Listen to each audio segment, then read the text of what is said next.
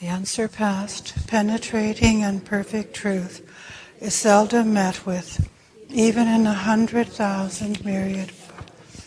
Now we can see and hear it. We can remember and accept it.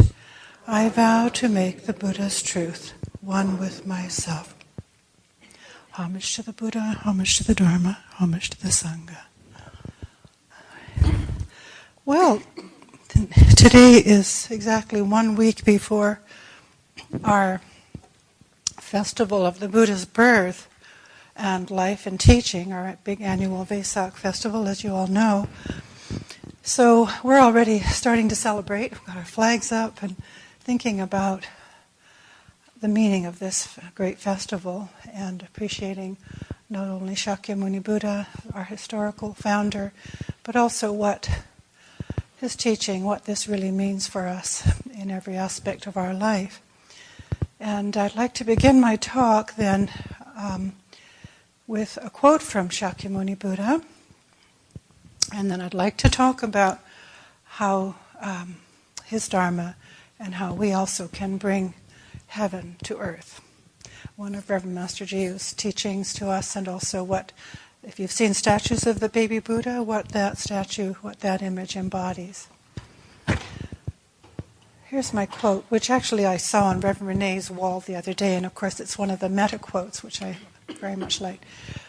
May our loving thoughts, or thoughts of loving kindness, if you like, fill the whole world to its height, its depth, its broad extent, without any limits. A boundless goodwill toward the whole world, unrestricted, free of hatred and enmity. Then, as long as you stand or walk, sit or lie down, through all your waking hours, strive for this pure intention, and then your life will bring heaven to earth. And those are the Buddha's words, and for some reason this has stuck out in my memory that Reverend Master Jiu would say to us now and then, through our training we bring heaven to earth.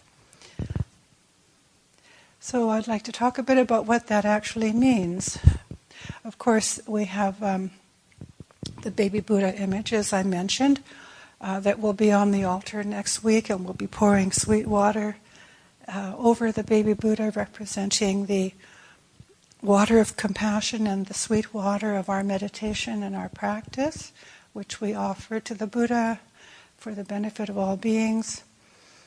This little figure has his right hand pointing to heaven, and unfortunately I don't have a copy here to show you.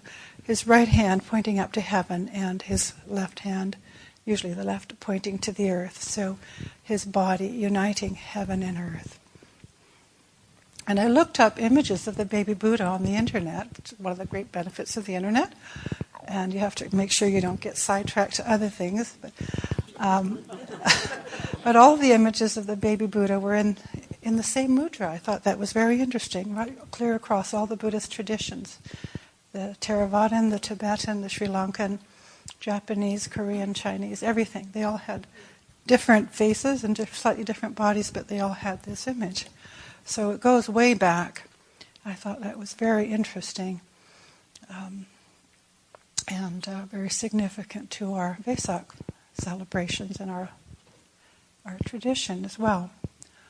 Of course, Shakyamuni Buddha's birth made the Dharma available to us and to countless beings over the centuries, and it's his Dharma that brings heaven to earth. And in reflection on this, it occurred to me that we give birth to the Buddha and to our own budding Buddhahood by practicing his Dharma, by practicing the Dharma.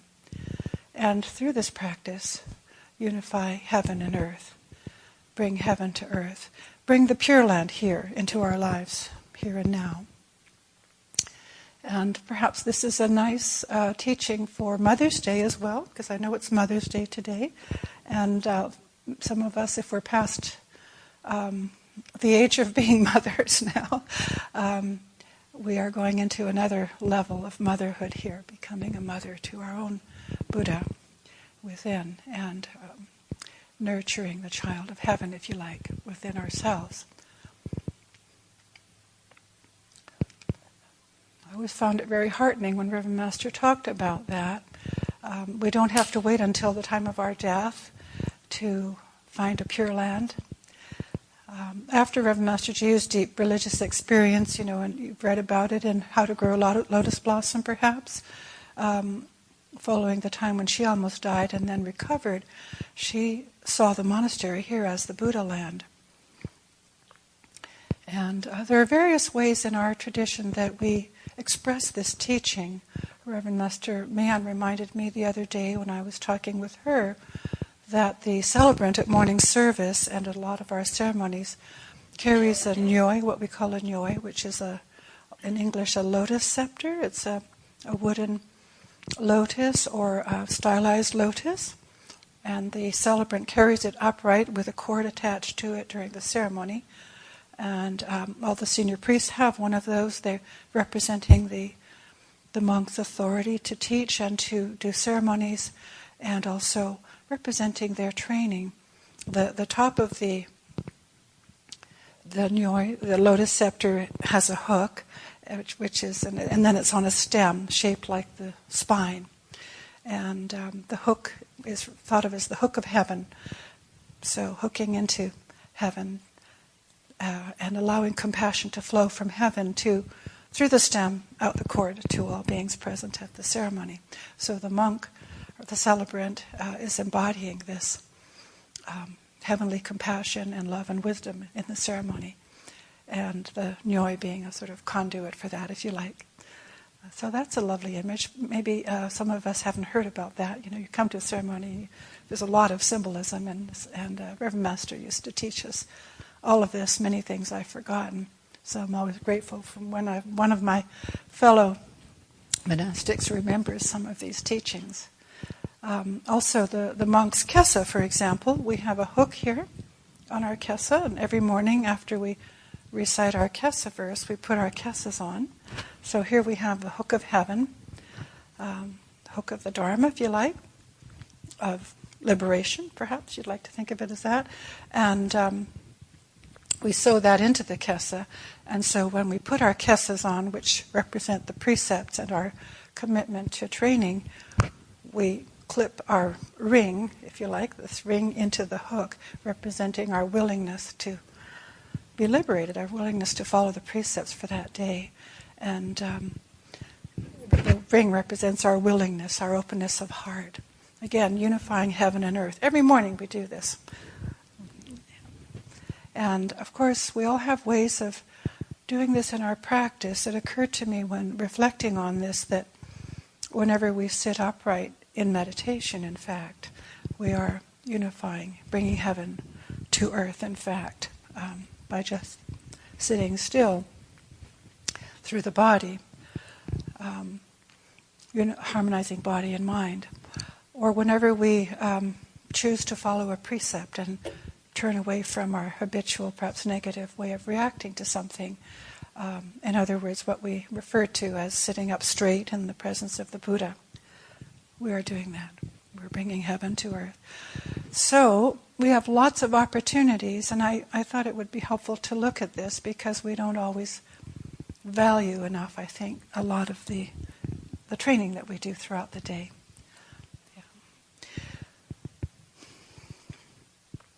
I recently, my father died in early February, and it happened to be a time when I needed to go to a hermitage. It was my time to go to a hermitage for a month. So for some reason, this teaching of bringing the Pure Land here was coming up for me an awful lot during this time. My father was very human, and he had a passion for some causes of social justice, So I think in his own way he was trying to, having, of course, survived World War II and all the horrors of that as a teenager, came to Canada to create a new life for his wife and children, had 7 of them. And so it occurred to me, what was this? What are we trying to do here? Of course, when someone you're close to, in your family or otherwise, that you're close to, dies, it definitely concentrates your mind. And I wasn't sad, actually, because I thought he had a good death, all things considered, and that everyone had done the best they could. So it really took the sadness out of it. However, the truth of someone passing away definitely propels you closer to the truth within yourself, especially if you're a meditator, and if you allow it to. So it was very, very helpful, and I had a great deal of helpful reflections, but this theme kept coming up of how do we bring the Pure Land into our daily lives here. And I'll backtrack a bit because it maybe started earlier on, maybe after our election it even started actually. Yeah. Well, how do we practice this? How do we bring the Pure Land here? The first thing that came to mind, actually three things primarily, and a lot comes out of those. One is the practice of loving kindness, which is why I started with that quote. And kindness in all its forms. And Reverend Master Mann kindly speaks of this frequently. We seem to need a lot of reminders. Stillness is big for me in this regard, being still in all its ramifications in our daily lives, in our meditation. And faith, practicing faith.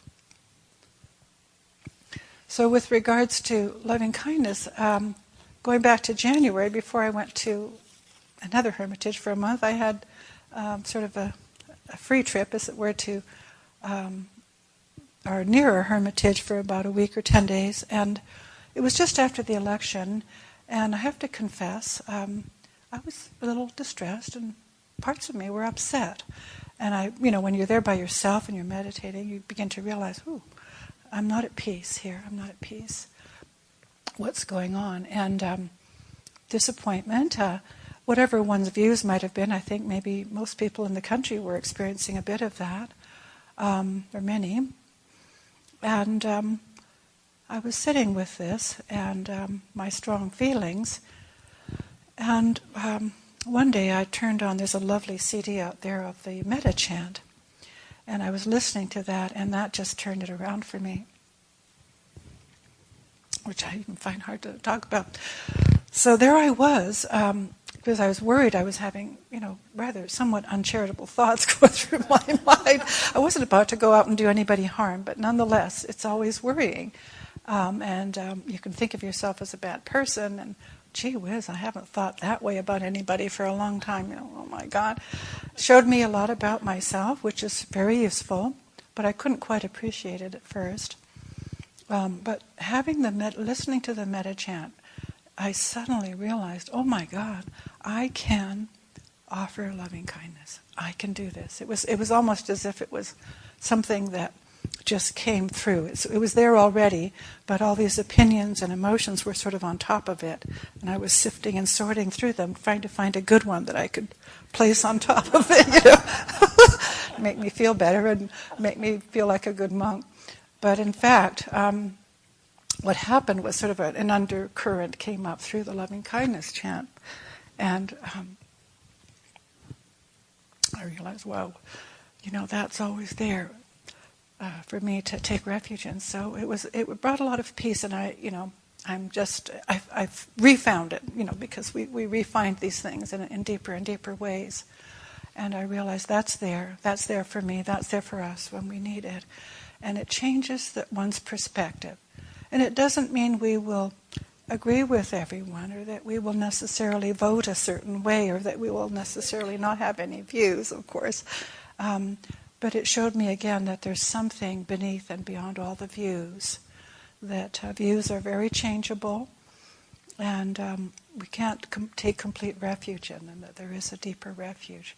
So just having it's more beyond a feeling, but just a sense of loving kindness for someone who I was having uncharitable thoughts about, was such a relief. And then as that has continued, and I'm not always there, I have to tell you honestly, it's a work in progress. But as it's continued, I can see more of the suffering that's present as well, and actually feel compassion for people. And that's such a great peace, and I feel that this is one of the ways that we literally bring heaven to earth, or open up to heaven. I remember just thinking of how views and things change. When I was a young teenager, my parents gave me a violin and sent me to violin lessons every week. And I did this for many years. And I think I was 13 or 14, and rock and roll music was, of course, really big. And there I was playing this classical music, violin, very, as they say, long hair music. Now, of course, the long hair changed its connotation. But there you go, that's my point. I would come home from my lessons, which were clear across this little town I lived in Kitimat, with my violin case, and I would sneak around hoping none of my friends would see me because it was so uncool to play the violin. Oh, I secretly enjoyed it, I loved the music, and I secretly enjoyed it. And I had a very good violin teacher from Germany who'd emigrated. And then within, I think 6 months to a year, suddenly they were using violins in rock and roll music, electric violins. And I thought, oh, it's all changed, So then it just, these little things come back to me now and then, and you realize how your views and, peer pressure, how that can affect your interactions and the way that you decide things, the way that you move through life. So it's always something to watch out for. So in the Shogi, Great Master Dogen talks about the four wisdoms, right? We have the teaching of the four wisdoms, which actually we found goes back to the Buddha, time of the Buddha, slightly different wording. And you've probably all heard them. The four wisdoms are part of his chapter on awakening to the mind of the Bodhisattva. The training of the Bodhisattva, which is a going to the other shore of liberation, actually brings that shore here, too. It's the same sort of teaching. And this is through the practice of the four wisdoms: charity, generosity of spirit, tenderness, benevolence, and sympathy. He says these are the means we have of helping others and represent the Bodhisattva's aspirations. In this lovely book that has recently been published by Venerable Bhikkhu Bodhi on the Buddha's teachings on social and communal harmony, there's a reference to what I think Red Master Daishin and I at least think are the early formulation of these four wisdoms, or one version of them. And this is under the chapter on the intentional community. On the Buddha's teaching on four means of embracing others. He's speaking to his monks. Monks, there are these four means of embracing others. What four? Giving, endearing speech, beneficent conduct, and impartiality. Giving, charity, dana, generosity of spirit, endearing speech, which is where our tenderness comes from, benevolence, beneficent conduct, and impartiality, which is an interesting translation. And we kind of have it in the context of sympathy, which actually does require impartiality, because sympathy, if you're practicing sympathy in the Buddhist way, you're opening yourself to all points of view and all beings. Not an easy task, but doable. And it doesn't mean, in fact, you can only do that fully if you're sitting in your own true place. I'll come back to a little more about that. But here he says, these are the four means of embracing others in the context of loving kindness, I'm thinking as well. Giving, endearing speech, beneficent conduct, and impartiality under diverse worldly conditions as is suitable to fit each case. These means of embracing others are like the linchpin of a rolling chariot. If there were no such means of embracing others, neither mother nor father would be able to obtain esteem and veneration from their sons and daughters. But these means of embracing exist, and therefore the wise respect them. Thus they attain to greatness and are highly praised. So that's further a nice link back to the time of the Buddha and our teaching of the Four Wisdoms. So going back to Dogen and the teaching on tenderness, he says, to behold all beings with the eye of compassion and to speak kindly to them is the meaning of tenderness. If one would understand tenderness, one must speak to others whilst thinking that one loves all living things, as if they were one's own children. Sometimes people think that the Zen tradition doesn't have teachings on loving kindness, but of course you see it in slightly different wording all over the place. By praising those who exhibit virtue and feeling sorry for those who do not, our enemies become our friends, and they who are our friends have their friendship strengthened. This is all through the power of tenderness. Whenever one speaks kindly to another, his face brightens and his heart is warmed. If a kind word be spoken in his absence, the impression will be a deep one. Tenderness can have a revolutionary impact upon the mind of man. So there we are. Anybody thinking about revolution? Start with tenderness.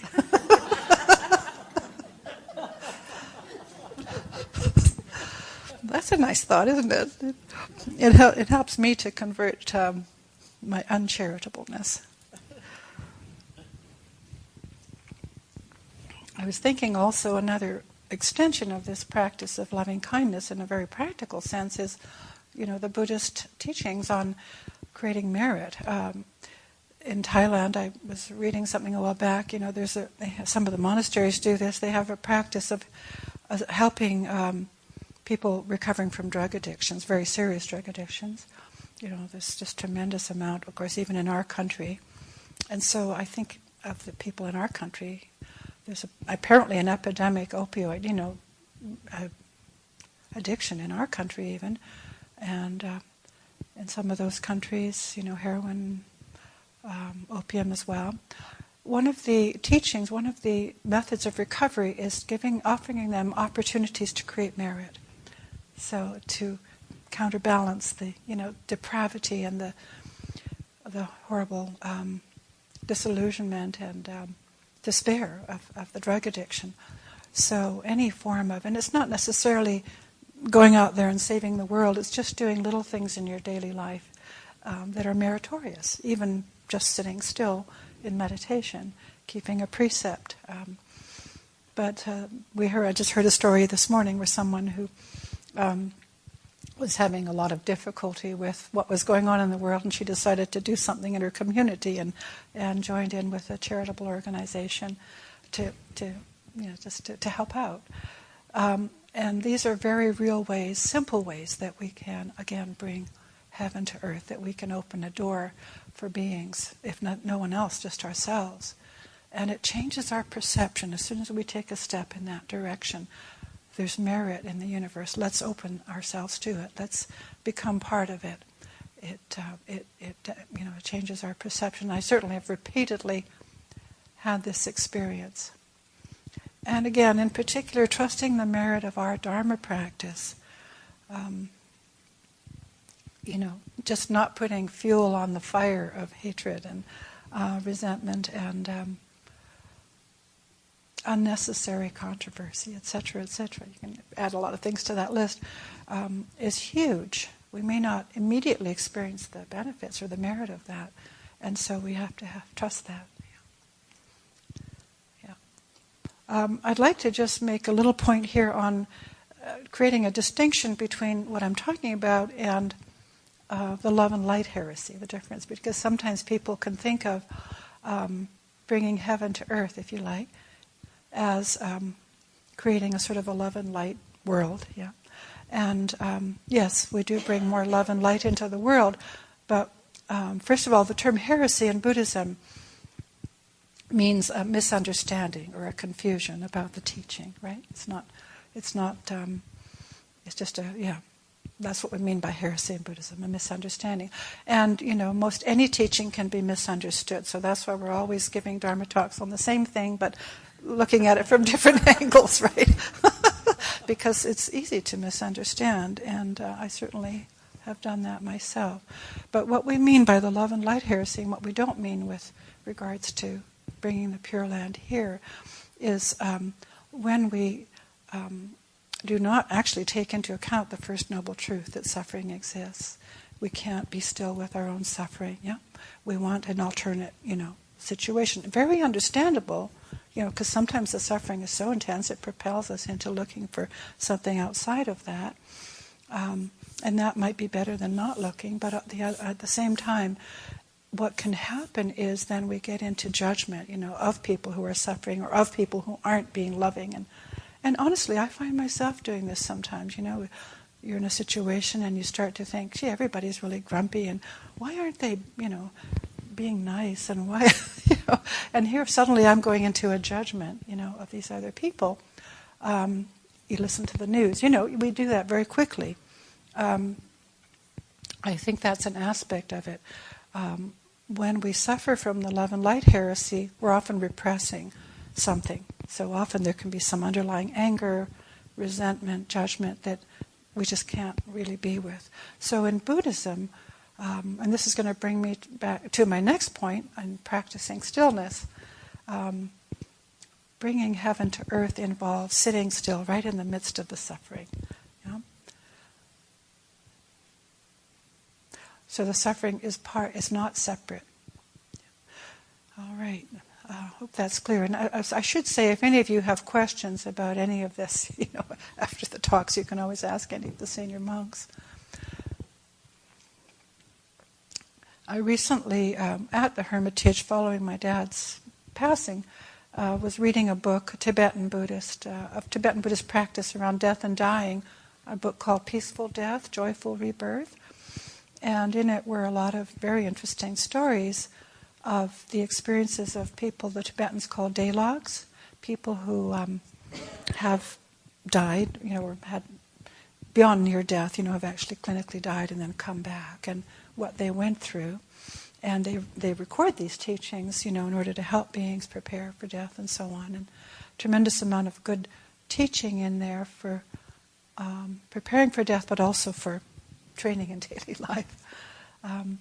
One thing that was common is that they would experience sometimes, depending on how much training they'd done, encountering at some point when they go through a transitional period after death called the bardo, they might encounter fearsome and wrathful beings, whole gatherings of them, that looked like they were going to punish the person and so on. And one of the very interesting teachings that the lamas were always giving, and that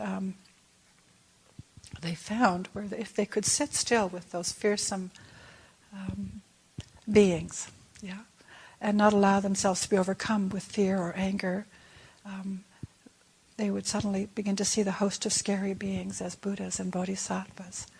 And eventually, for some, the door to a pure land would open up, where they would go to a favorable rebirth. And without getting into all the esoteric aspects of that, it was just very interesting, because it reminded me actually of what we've been taught, what we're taught with regards to sitting still in meditation. It's actually happening all the time, and throughout the day. We have these choices. If we're training our habits of body, speech, and mind, we come to these, angry thoughts and emotions, or fearful thoughts and emotions, or waves of opinion. It's so easy to ride a wave of opinion these days on the internet. I think of surfing the net, has its positive aspects, but you can also get into waves of opinion and go crashing into something when you. So, And so there's a great need to train ourselves to sit still. And it happens in meditation, formal meditation, it's happening throughout the day. And the precepts, of course, are guidelines for how to do that. So that when something arises, which inevitably it's going to arise, and that's one of the problems with the love and light heresy, is that it doesn't acknowledge them, it just pushes them away as bad, or, unfavorable, or shouldn't be happening kind of thing. And that's not what we're talking about. If an angry thought arises, a fearful thought, an angry emotion, anything like that, we can learn to actually sit still right in the middle of it. Little by little, it doesn't always happen all at once, but it is certainly my experience that by sitting still in the midst of it, gradually we become a little more detached from it. We begin to see, oh, look at that, look what I'm doing there, isn't that interesting? Look at how I'm reacting to, and you begin to see some patterns, and gradually the thing doesn't have the same power over you. Compassion can flow into the body and mind, and these things shrink away. And so, in fact, we are living in a more pure land, if you like. Certainly, that is my experience. And lately, after reading this book too, I'm beginning to realize, these are all Buddhas. This is part of what they mean when they talk about seeing the Buddha nature of everything. See the Buddha nature of the anger. See the Buddha nature or the angry person if it's not coming from yourself. See the Buddha nature of the fear. There is an angry Buddha. There is a fearful Buddha. There is an opinionated Buddha. What does that mean? That means everything can teach us. So we can sit still with it. And, someone might have a very different opinion from me, and I really don't like it, and I'm really annoyed about it, right? I can sit still with that. And honestly, I have had this experience just recently. Oh, I see what they're getting at. I wouldn't approach it that way. I wouldn't quite go that way if I had my druthers, and I don't. But I can see what they're doing. And that immediately brings peace into the heart. And this is what I believe is meant by bringing heaven to earth. And that just grows and grows as we practice. And there's way more of that going on in our world and in the universe than most of us are aware of. And that, of course, it doesn't hit the news very often, does it? So the power of sitting still and using the precepts to help us with that so that we can penetrate the suffering, be with it, feel it, experience it. It's not going to kill you. It might look like it's going to kill you. And I think that's part of what they mean. And I'm going to quote later about the Buddha.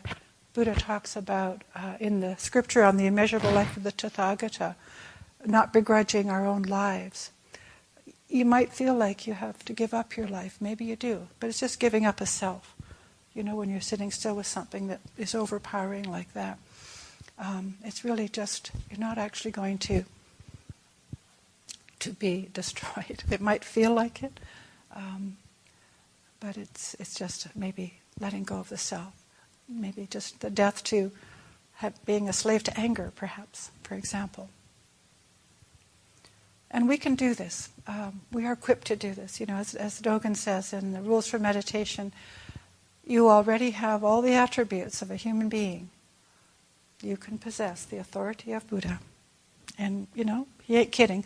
We read this over and over, and every so often it kind of dawns on you what that means. Oh, that's what we're equipped with as human beings. We can do this. Yeah.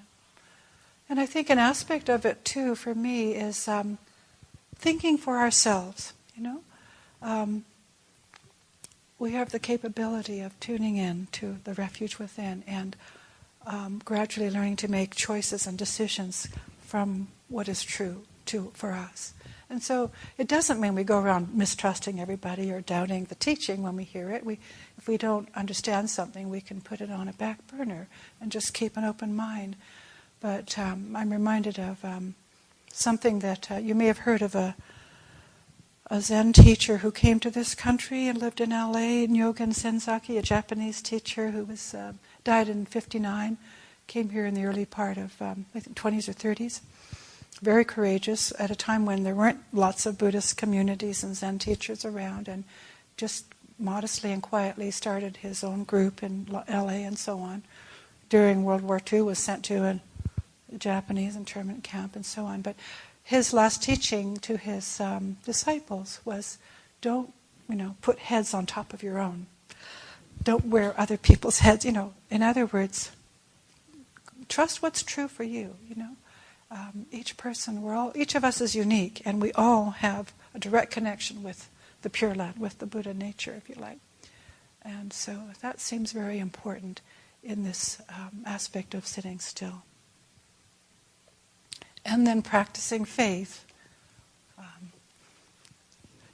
When I was reflecting on this teaching of bringing the Pure Land here, there's a little voice in there that was saying, "You gotta be kidding, this, look at the world, And honestly, this little doubt niggling at me, and I thought that made me worried too. Oh my God, look at that! And after some time, I realized, oh, okay, that's Mara. Mara's, wiggling his head there. Okay, he's coming to me to show me something. At first, I saw it as a negative thing, and then I began to realize I could see Mara as the Buddha prompting me to go more deeply in my training. There's a little more. You got to deepen your faith here, and then I came to, okay, I see that this can be done, but part of me didn't want to do it. We're used to getting in there and fighting and putting our opinions out there and this cause and that cause and I don't have anything wrong with. There's many wonderful causes. I don't have any problem with wonderful causes, but I think I'm referring more to the emotion and the clinging, the attachment to views, so that we can't see the bigger picture. We lose touch with the foundation of right action and right speech and so on, compassion, love, and wisdom. Yeah. So then I encountered this sense of, oh, I have to want to do this. This is my choice. No, Buddha's not going to force me. This is my choice.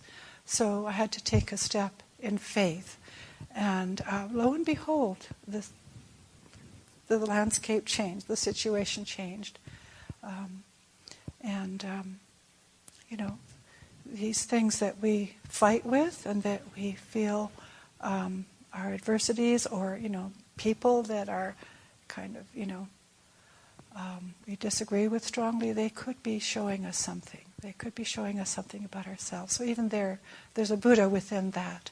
As Reverend Master used to teach us, these are the Buddhas. When someone's doing something really, really wrong, yes, we can get upset. It's understandable. It's good to see where precepts are being broken, but we have to be willing to see the Buddha there showing us what not to do. Or we can just be joining in with the whole game, as it were, getting into being angry ourselves. And it's amazing how the most liberal and compassionately minded of people can go into being mean and angry very quickly if they're not careful. So it's something that we always have to be mindful of. And we're always volunteers in this. We have a choice. And, we gradually transform our old habits of body and mind so that it, sneaks up on us very gradually. We may not realize it.